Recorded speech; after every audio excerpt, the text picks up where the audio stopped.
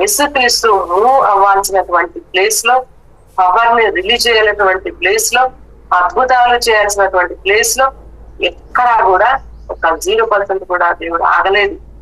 అంటే ఒక పక్కన దేవుడి పని జరుగుతూ వస్తుంటే మరొక పక్కన ఎనిమిది దాని క్రియలను చేస్తూ వస్తున్నాడు. బట్ స్టిల్ ఫైనల్ గా దేవునికే విజయము, దేవునికే విక్టరీ, దేవుని యొక్క కుమారుడి వలననే అపవాది నాశనం చేయబడ్డాడని దేవుడు ప్రూవ్ చేసినాడు.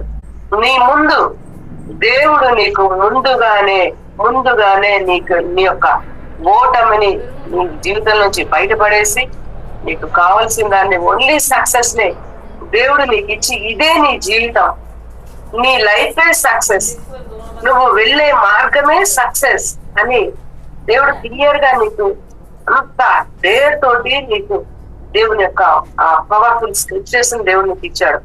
అందుకే ఇక మనకి ఇక కుడి ఎడమలకు ఆలోచించాల్సిన అవసరం లేదు, మనము ఆగి ఆలోచించాల్సిన అవసరం లేదు. ఎందుకు అంటే నీకు ముందుగానే ప్రూఫ్ అనేది కనబడింది, నీకు సాక్ష్యము కనబడింది, రుజువు అనేది కనబడింది.